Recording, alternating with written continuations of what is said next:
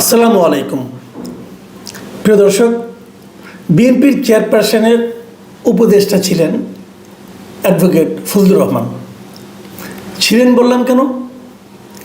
ছিলেন বললাম এই কারণে যে আজ থেকে তার এই পদটা স্থগিত করা হয়েছে,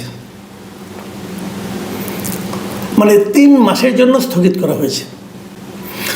আপনারা জানেন যে ওনাকে বিএনপির পক্ষ থেকে একটা শোকজ করা হয়েছিল এবং সেই শোকজের জবাব উনি দিয়েছেন, বেশ বড় জবাব দিয়েছেন। জবাবটা আমরা মিডিয়াতে পড়লাম, প্রায় 11টা পয়েন্ট উনি জবাব দিয়েছেন।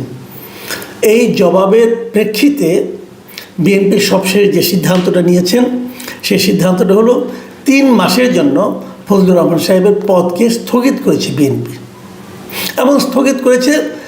তারপর 3 মাস পরে হয়তো আর এটা আবার আগের মতো চালু হয়ে যাবে, এবং স্থগিত করার সঙ্গে সঙ্গে কিছু নির্দেশনা ওনাকে দিয়েছেন, সেগুলো আমি পরে আপনাদেরকে জানাবো। তার আগে আমি যে জিনিসটা বলতে চাই যে ওনাকে কেন শোকজ করা হয়েছিল, শোকজের পরে কি হলো, এবং শোকজের জবাবটা উনি কী দিলেন।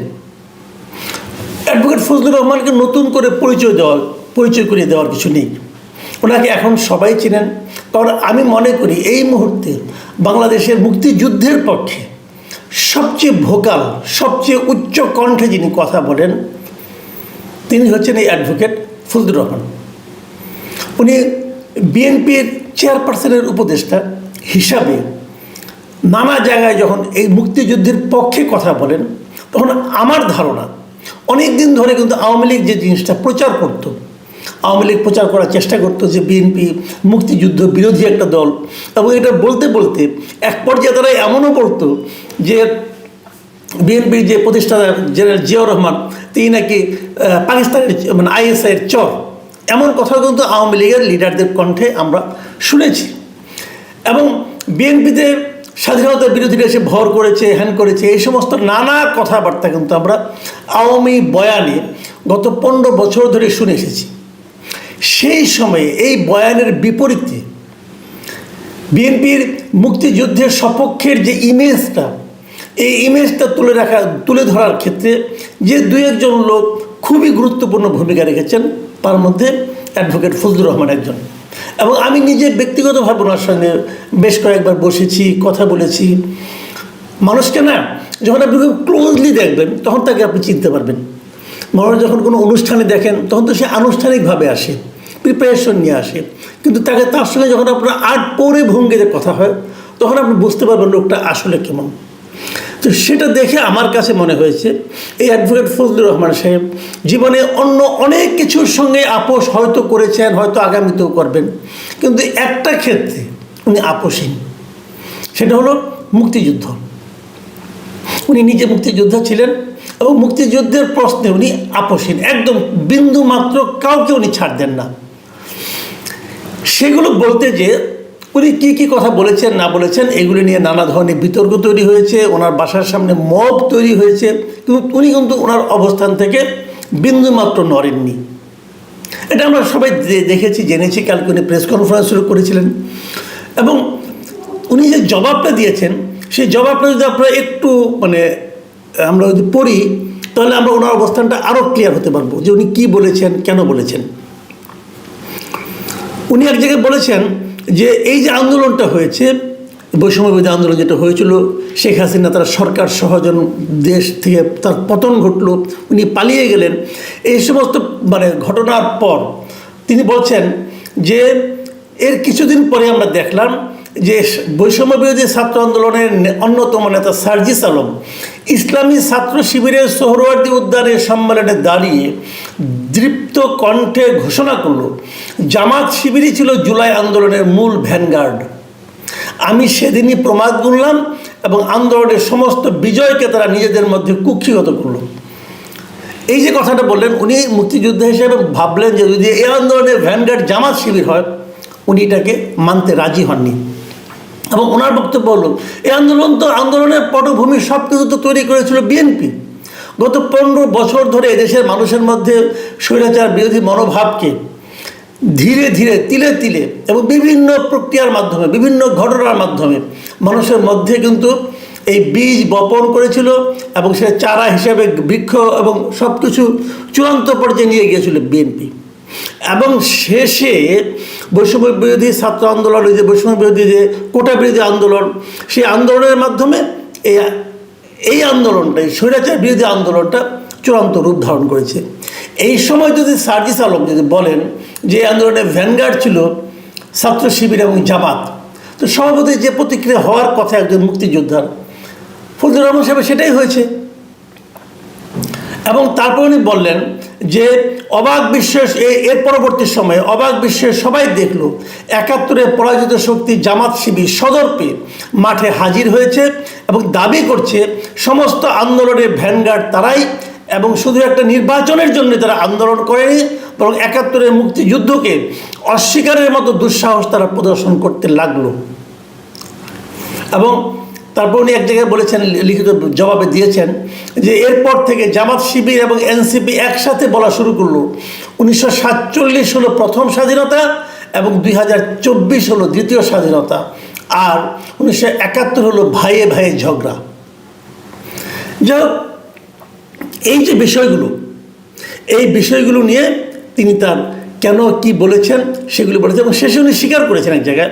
উনি বলেছেন, আমি মুক্তিযোদ্ধা হিসেবে এই অপশক্তির বিরুদ্ধে নিরন্তর কথা বলা এবং প্রতিবাদ করাকে আমার পবিত্র দায়িত্ব বলে মনে করি।